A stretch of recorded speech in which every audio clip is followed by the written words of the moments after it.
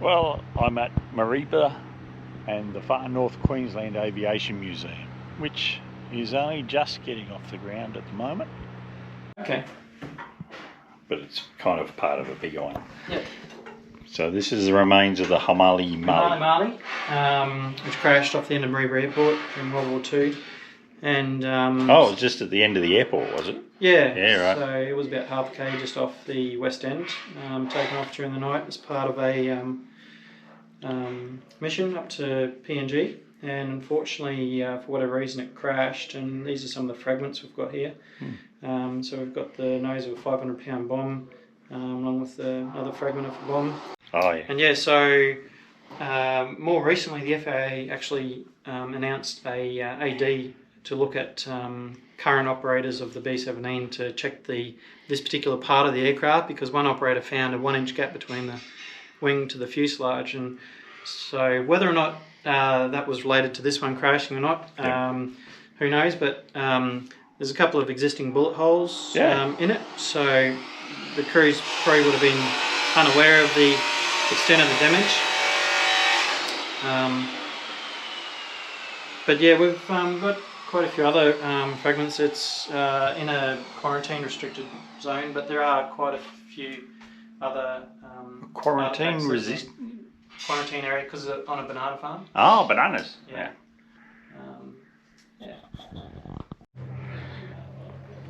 This is the C-47 Dakota they've got at the moment. It was built late in the war and passed through several airlines before they've managed to save it. To make it all happen, but come around this way, just mind your head. So when this left-hand undercarriage collapsed, it came back, so it must have failed back here, and this is given a whack to the underside of the wing, and it's actually inverted the direction that webbing should be. You can see a bit of ripple marks and that there. But, yeah, we've had a new strut put in place of it now. So cool. This is inside the Dakota A65-73. So it was 12th of February 1945. It was accepted by the USAF.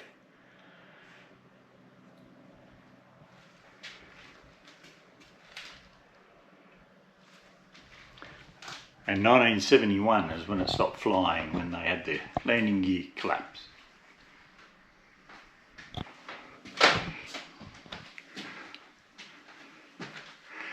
We go all the way up to the cockpit, past the radio station.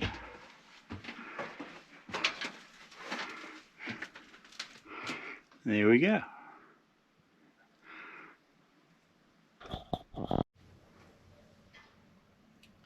Looks like someone wanted all the instruments out of it.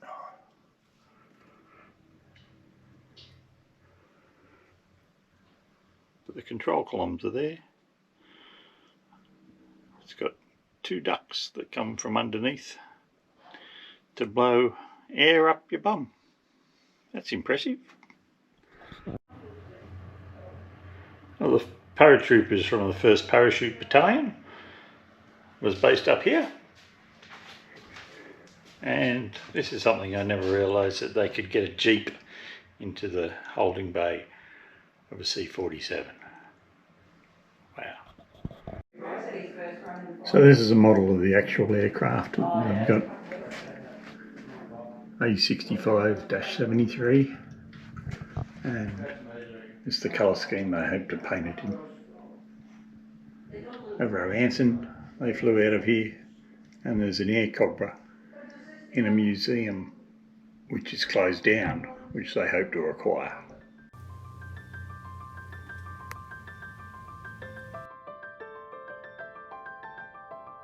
Please support the Far North Queensland Aviation Museum. They're getting there, and every little bit helps. Whether you join because they have membership plans, or donate or visit.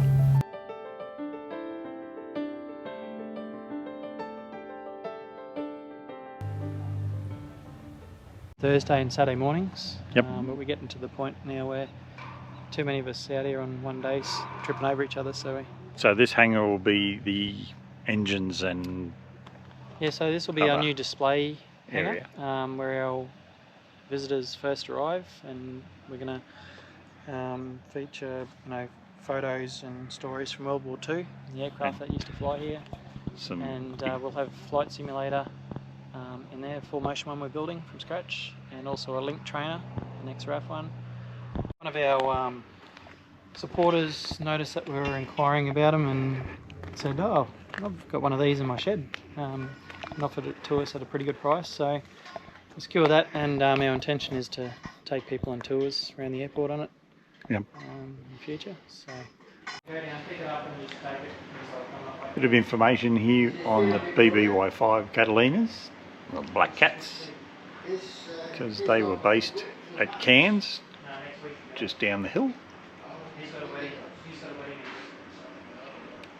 And the cat race grew to over 700 air and ground crew, so it's a pretty big base. I never saw the memorial, unfortunately, while we were in Cairns. And story about the aerial mine lay.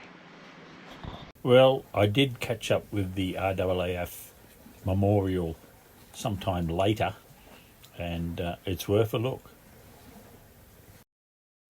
This is a Globeswift aircraft. A Globeswift. Yeah, so it was built post World War II, and they thought that the pilots from World War II would be good aircraft to keep them current, flying just a nice simple two-seater.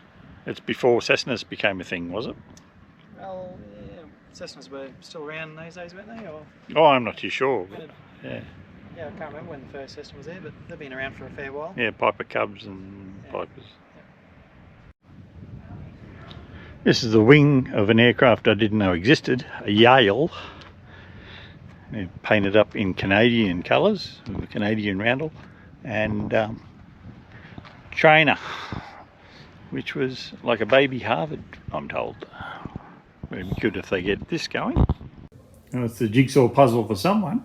Yeah, we've got the other side that we can use there.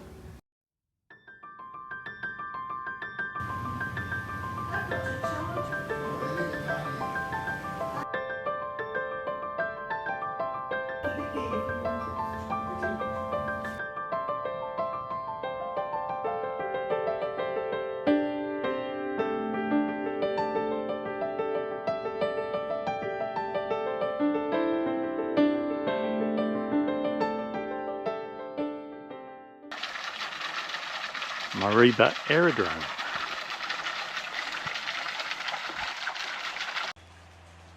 So Mareeba Aerodrome was called Hovett Field in World War II after Major Dean Hovett, who was in a B-17 that crashed in the ocean near Yorkeys Knob at Cairns while testing flares. This is a memory to a Beaufort crew that was in the number 100 squadron, and 4 crewmen lost their lives in an accident here. Oh, they failed to return and they continue to remain missing.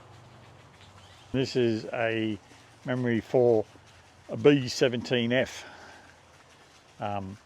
Mali Mali was the name of it, so because it had come from Hawaii, and unfortunately it crashed at the end of the runway, so about 2 kilometres that way, and all were lost. The airstrip was built in 8 days, which was pretty remarkable. This is a mural on the back of the waiting room. B-17, some boomerangs. Inside the waiting room there's lots of reading to be done. Information on data boards about the aircraft, the aviators, airport timeline and the units. A story about the Mali Mali. It was Hawaiian for Kitamalong. And the B-17 was fully loaded with bombs for a mission to PNG when it crashed at night, killing the crew of 10. The noise of the explosion was heard 40 kilometres away at Yungaburra, and the shockwave felt 10 kilometres away in the homes of the Mareeba township.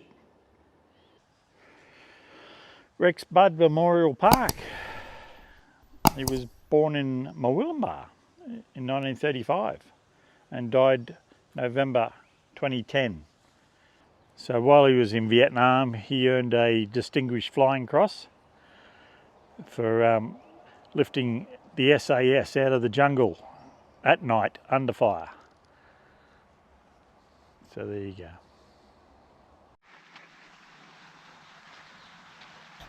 And this is Mareeba Aerodrome during civilian times. Thanks for watching.